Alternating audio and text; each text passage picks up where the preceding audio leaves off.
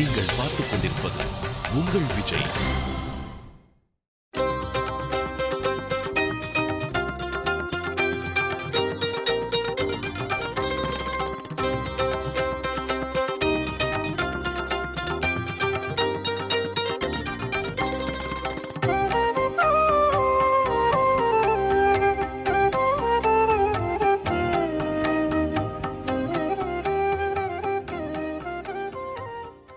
அன்பர்களே, யாக்ஞவல்கிய ஜெயந்தி மகோத்சவத்தை முன்னிட்டு அந்த முனிஸ்ரேஷ்டருடைய வைபவங்களை எல்லாம் இதுவரையிலும் நாம் பார்த்தோம்.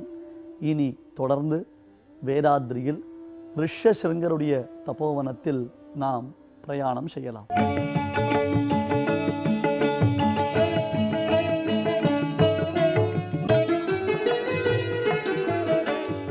சோமகன் என்னும் அசுரனால் கவர்ந்து செல்லப்பட்ட வேதங்கள் மத்ஸ்யாவதார பெருமானால் மறுபடியும் புனர்ஜென்மம், அதாவது மறுவாழ்வு பெற்றன.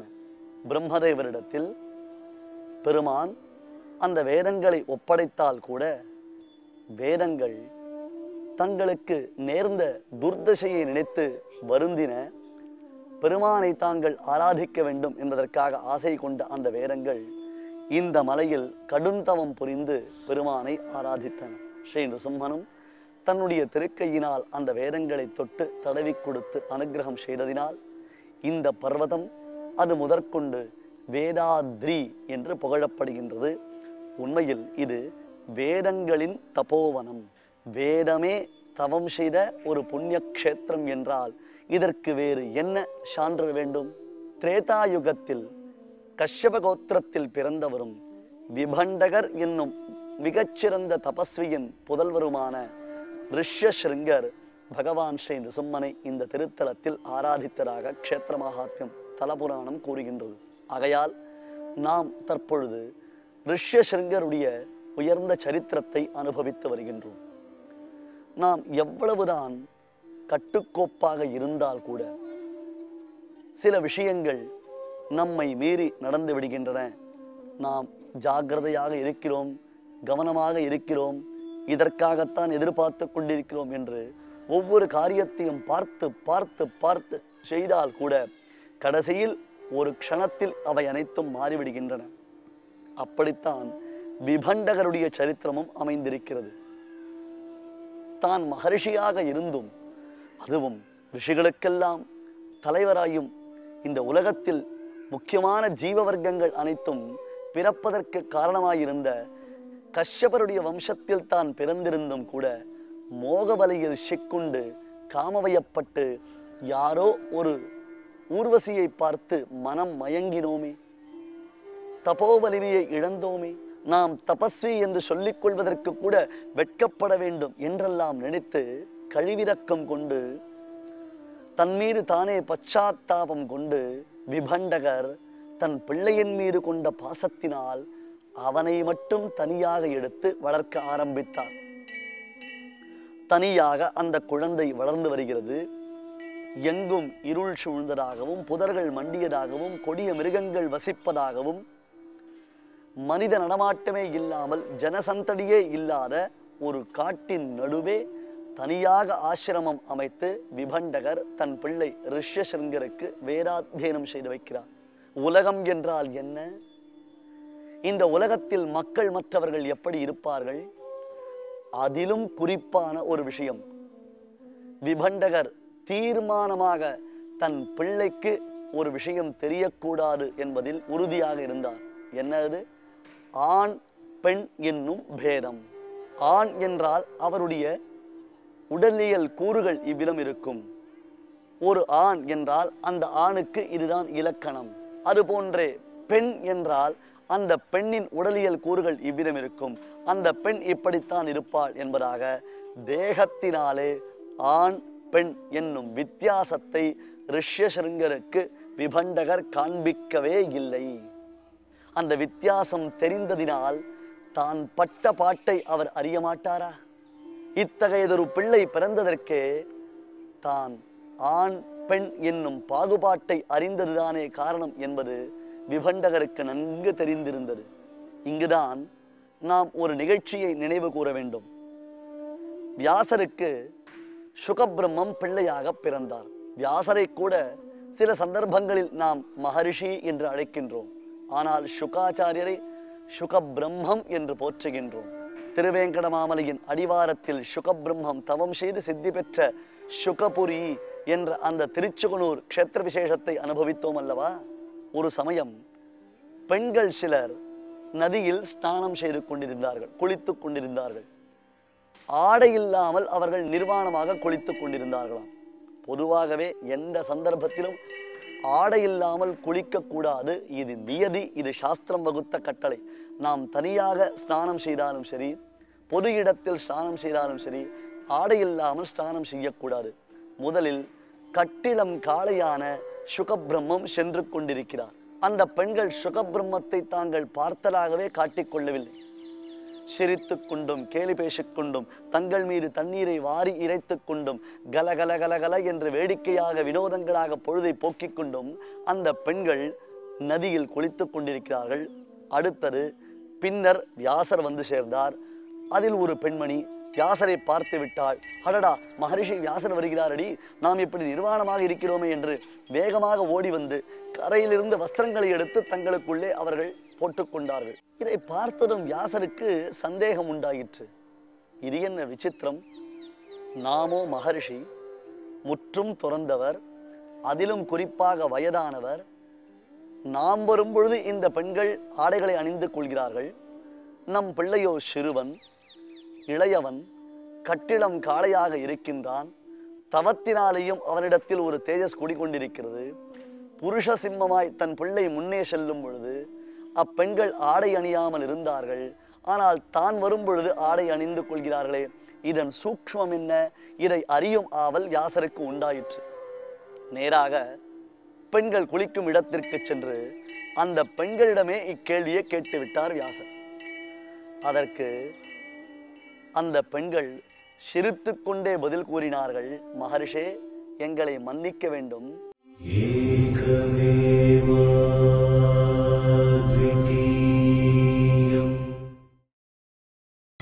நீங்கள் பார்த்துக் கொண்டிருப்பது உங்கள் விஜய். தங்கள் பிள்ளை முன்னே சென்றார், தாங்கள் பின்னே வந்தீர்கள். ஆனால் இங்கே ஒரு சிலர் குளித்துக் கொண்டிருக்கிறார்கள். அவர்கள் ஆடை உடுத்திருக்கிறார்கள், ஆடை இல்லாமல் இருக்கிறார்கள். அவர்கள் பெண்கள் அல்லது அவர்கள் ஆண்கள். இது போன்றதொரு பேதம், இது போன்றதொரு வித்தியாசத்தை உம் பிள்ளை பார்ப்பதே இல்லை. அவர் அனைத்தையும் பிரம்மஸ்வரூபமாகவே பார்த்து கொண்டிருக்கிறார். ஆனால் தாங்கள் என்ன செய்கிறீர்கள்?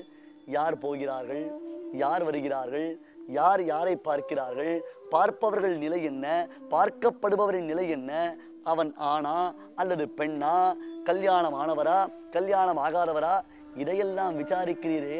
ஆகையால் தான் உமக்கு இன்னும் உலகில் பற்று இருக்கின்றது. உம் பிள்ளை முற்றும் துறந்தவர். அவர் புருஷன் ஸ்திரீ என்னும் பேதத்தை பார்ப்பது இல்லை. ஆகையால் அன்றோ அவர் செல்லும் பொழுது நாங்கள் அப்படியே இருந்தோம், ஆனால் தாங்கள் வரும் பொழுது ஆடை அணிந்து கொண்டோம் என்றவுடன் வியாசருக்கு தத்துவம் புலனானது. இந்த சரீரம், உடல், இந்த பேதத்தை நாம் அறிந்தால்தான் எல்லா விதமான அனர்த்தங்களும் உண்டாகின்றன. ஆத்மா என்பது ஒன்று.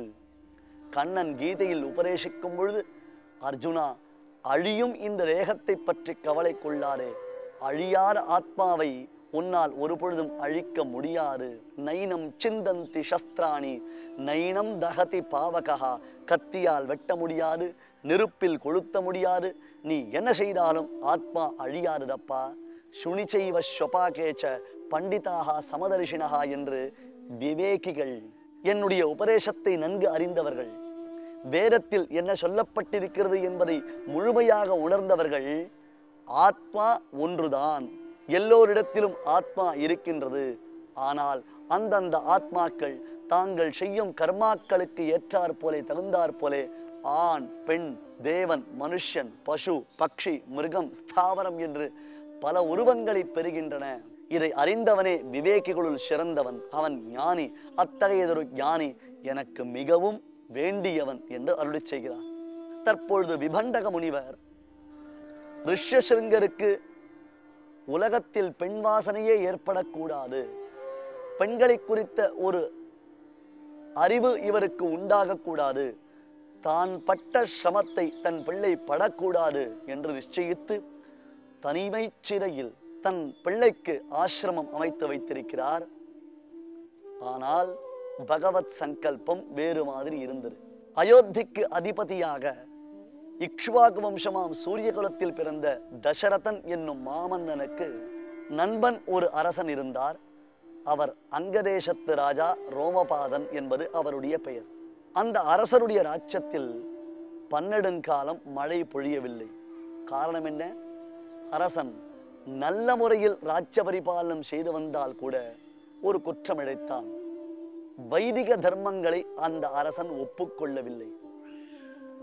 வேதம் வல்லார்களை அவ்வரசன் மதிக்கவில்லை.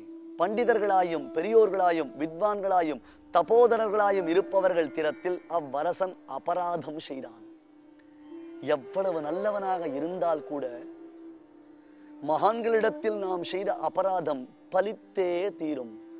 அரசன் மக்களை நன்கு ரட்சித்து வந்தால் கூட வைதிக தர்மத்தில் விருப்பமில்லாதவனாய் அவற்றையெல்லாம் ஒப்புக்கொள்ளாதவனாய் இருந்தது ஒரு குற்றம். அடுத்தது, அரசனுக்கு புரோகிதர் என்று ஒருவர் இருப்பார். புரோகிதர் என்னும் சொல்லுக்கு பொருள், எவரொருவர் அரசனுக்கும் அந்த ராஜ்யத்திற்கும் எப்பொழுதும் நன்மையை நினைக்கிறாரோ, புறத்தஹா யஹா ஹிதம் பஷ்யதி சஹா புரோஹிதஹா, தான் அரசனுக்கும் மற்றும் உள்ள பிரஜைகளுக்கும் எது நன்மை பயக்குமோ அத்தகையதொரு காரியத்தை செய்ய வல்லவராய் இருக்கிறாரோ அவருக்குத்தான் புரோஹிதர் என்பது பெயர். அரசனுக்கு நன்மையை எடுத்து சொல்ல வேண்டிய புரோஹிதரும் ஓர் குற்றம் செய்தார். அரசன் செய்தது ஒரு குற்றம், அவர் தம் புரோஹிதர் செய்தது மற்றொரு குற்றம். இவ்விதம் 2 பாபங்கள் உண்டானதினால் அங்கதேசத்தில் மழை பொய்த்தது. 1 வருடம் இல்லை, 2 வருடம் இல்லை, 3 வருடம் இல்லை, 12 ஆண்டுகள் அங்கதேசத்தில் மழை பொழித்தது. இப்பொழுது மழை பொழியும், நாளை மழை பொழியும், நாளை மறுதினம் மழை பொழியும் என்று ஒவ்வொரு நாளும் எதிர்பார்த்து எதிர்பார்த்து எதிர்பார்த்து வறட்சி, எங்கும் வறட்சி, எதிலும் வறட்சி. பயிர் பச்சைகள் வாடிவிட்டன, நதிகள் வறண்டு விட்டன, குளம் குட்டைகளில் தண்ணீர் என்பதற்கு அடையாளமே இல்லாமல் போய்விட்டது. பிராணி வர்க்கங்கள் ஒரு துளி தீர்த்தம் தாகத்திற்கு அருந்துவதற்கு இயலாமல் மிகவும் தவியாய் தவித்தன. அரசனின் உள்ளம் பதறியது. ஏன் இப்படி ஒரு வறட்சி? எதனால் இப்படி ஒரு நிலை? இந்த வறட்சி நீங்குவதற்கு உபாயம் உண்டா? ஏதாவது உபாயம் உண்டா? தவறு செய்தவன் தவறு செய்யும் பொழுது பயப்படுவதில்லை. அந்த தவறுக்கு ஏற்ற தண்டனை அவனால் அடையப்படும் பொழுதுதான் பரிகாரங்கள் உண்டா, பிராயஷ்சித்தங்கள் உண்டா, இது தீரும் வழி உண்டா, இதற்கு வேறு ஏதாவது உபாயங்கள் உண்டா என்று தேடி தேடி செல்கிறோமே, அதே ஒரு நிலைதான் ரோமபாதனுக்கும் ஏற்பட்டது. புரோகிதர்களை அழைத்து, அதுவரையிலும் மதிக்காமல் இருந்த பெரியோர்களை எல்லாம் அழைத்து ஓர் சபை ஏற்படுத்தி, சுவாமி, ஏன் இப்படி துர்பிக்ஷம் நாட்டில் நிலவுகிறது? பசியினாலேயும் பஞ்சத்தினாலேயும் பட்டினியினாலேயும் என் மக்கள் வதைப்படுவதை பார்ப்பதற்கு எனக்கு தாங்க முடியவில்லை. என் ராஜ்யத்தில் மக்கள் சுபிக்ஷமாக பரம சுகமாக இருக்க வேண்டும் என்று நினைத்திருந்தேன். ஆனால் எல்லாம் மாறுகிறது, எல்லாம் மாறிவிட்டது. தாங்கள் எல்லோரும் சேர்ந்து இதற்கு ஒரு தீர்மானத்தை ஏற்படுத்தி நாட்டில் நல்ல மழை பொழிந்து எல்லோருக்கும் சுகம் உண்டாகும்படி அருள் புரிய வேண்டும் என்று பணிவுடன் வினயத்துடன் அப்பொழுது தான் பிரார்த்தித்தான். அதுவரையிலும் மதாந்தனாக இருந்த அரசனுக்கு வினயம் ஏற்பட்டது. கஷ்டத்தில், அவன் தன் துக்கத்தில், துயரத்தில் ஒரு முனிவர் தைரியசாலி. மற்றவர்கள் தாங்கள் ஏதாவது சொன்னால் அரசனுக்கு கோபம் வந்து விடுமோ என்று பயந்து வாழாயிருந்தார்கள். ஒரு மகர்ஷி மிகுந்த தைரியம் கொண்டவர். அவர் சொன்னார், அரசனே, இதுவரையிலும் நீ செய்த அக்கிரமங்களினால் தான் நாட்டில் மழை பொழித்தது. மழை பொழியாமல் வானம் நம்மை ஏமாற்றியது, பொய்த்து விட்டது. இனியும் நீ திருந்தவில்லை என்றால் நம் தேசம் அடியோடு நாசமடைந்துவிடும். இதற்கு ஒரே ஒரு பரிகாரம் உண்டு. நல்ல தபோதனரின் குமாரராயும் அதே சமயத்தில் ஓர் மான் வயிற்றில் பிறந்தவராயும் பெண் வாசனை என்றால் என்ன என்று அறியாதவராயும் தன் தந்தையை தவிர்த்து உலகத்தில் வேறு யாருமே இல்லை என்று ஒரு நிலையில் விளங்குபவராயும் இருக்கும் ஒரு மகரிஷியை அழைத்து வந்தால் அவருடைய புண்ணியமான புனிதமான பாதம் பட்ட மாத்திரத்தில் இந்த தேசத்தில் சுபிக்ஷமாக மழை பொழியும். ஆண்டாள் நாச்சியார் தன் பாசுரத்தில் காண்பிக்கும் பொழுது, தீங்கின்றி நாடெல்லாம் திங்கள் மும்மாறி பெய்து. பேய் மழை பொழியக்கூடாது, நல்ல மழை பொழிய வேண்டும். சுவாமி, உங்கள் ஊரில் எப்படி மழை பொழிந்தது? அதை ஏன் கேட்கிறீர்கள்? பேய் மழை. சுவாமி, உங்கள் ஊரில் மழை எப்படி பொழிந்தது? சுவாமி, நல்ல மழை பொழிந்தது, எல்லோரும் சந்தோஷத்தை அடைந்தார்கள். அப்படி மழை பொழிய வேண்டும். ஆகையால் அது போன்றதொரு மகரிஷியை அழைத்து வந்து அவருடைய புனித பாதம் பட்டது என்றால் நம் தேசம் சுபிக்ஷமாகும், இதில் உள்ள க்ஷாமங்கள் வறட்சி நீங்கும், துர்பிக்ஷம் நீங்கும் என்று அந்த முனிவர் ஆவேசத்துடன் கூறினார். அரசனுக்கு வேறு என்ன வழி இருக்கிறது? வேறு என்ன செய்ய முடியும் அவனால்? ஓடி வந்தான், இம்மகரிஷியின் தாழ் பணிந்தான். அது போன்றதொரு ரிஷி உண்டா உலகத்தில்? ஒரு மகரிஷிக்கும் பெண்மானுக்கும் பிறந்தவராய் மகரிஷி இருக்கிறாரா? பெண் வாசனை என்பதை அறியாத ஒரு மகரிஷி இருக்கிறாரா? ஆண் பெண் பேரத்தை அறியாதவராய் இருக்கிறாரா? சுவாமி, அவ்விதம் இருப்பின் அவரை குறித்து எனக்கு விசேஷங்களை அருளி செய்ய வேண்டும், அவருடைய விவரங்களை தாங்கள் சொல்ல வேண்டும் என்றவுடன் ரிஷ்யசிருங்கரின் அவதார விசேஷங்களை எல்லாம் மகரிஷி அங்கதேசத்து ராஜனுக்கு உபதேசம் செய்தார். இதை கேட்க கேட்க அரசனுக்கு மாபெரும் பயம் உண்டாகிவிட்டது.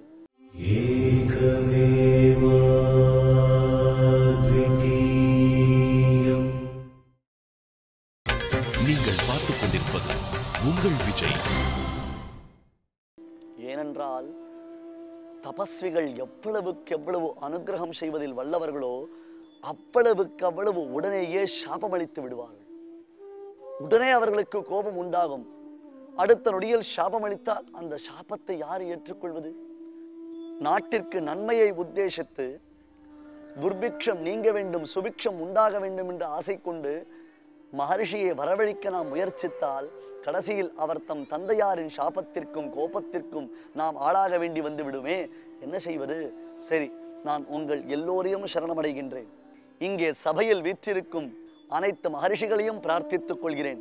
உங்களில் எல்லோரும் முயற்சித்து அல்லது உங்களில் யாராவது ஒருவர் முயற்சித்து காட்டிற்கு சென்று ரிஷ்யசிருங்கரை அழைத்து வருவார்களேயானால் அவர்களுக்கு நான் தன்யர்களாக இருப்பேன். எற்றைக்கும் 7 பிறவிக்கும் அவர்களுக்கு நான் தாசர்களாக இருக்கிறேன். ஏனென்றால் எனக்கு என் மக்கள் முக்கியம். அதனால் ரிஷ்யசிருங்கரை அழைத்து வர வேண்டும். விபண்டகருடைய சாபத்திற்கோ கோபத்திற்கோ ஆளாகாமல் இருக்க வேண்டும். இத்தகு மாபெரும் தியாகத்தை செய்வதற்கு இங்கே சபையில் யார் சக்தர்களாக இருக்கிறார்களோ அவர்களை நான் அடிபணிந்து பிரார்த்தித்துக் கொள்கிறேன் என்று அரசன் கூறினான். அதுவரையிலும் அரச சபையில் நிலவி வந்த சலசலப்பு அடுத்த நொடியில் அமைதியாகிவிட்டது. ஒருத்தரும் வாய் திறக்கவில்லை. எவரும் எழுந்திருந்து தான் அந்த காரியத்தை செய்கிறேன் என்று கை உயர்த்தி அரசனிடத்தில் உறுதி அளிக்கவில்லை. ஏன்? பயம். பயம். விபண்டகரிடத்தில் பயம், ரிஷ்யசிருங்கரிடத்தில் பயம், அவர் தம் தபோவீரியத்தில் பயம், அந்த தவத்தினால் ஏதாவது சாபமளித்து விடப் போகிறாரே என்னும் பயம். உபாயம் தெரிந்தது, அந்த உபாயத்தை செயல்படுத்தும் வழி தெரியவில்லை. அரசன் திகைத்து நிற்கின்றான். ரிஷ்யசிருங்கர் அங்கதேசத்திற்கு விஜயம் செய்தாரா இல்லையா? அங்கதேசத்தில் மழை பொழிந்ததா இல்லையா? ரிஷ்யசிருங்கர் வேதாத்ரி மலையில் தவம் செய்து ஸ்ரீ நிசும்மனை ஆராதித்தாரே, அதற்கு முன்பாக அவருடைய சரித்திரத்தில் மேலும் பல அதிசயங்கள் உண்டா இல்லையா? இதையெல்லாம் தொடர்ந்து நாம் தபோவனத்திலேயே அனுபவிக்கலாம்.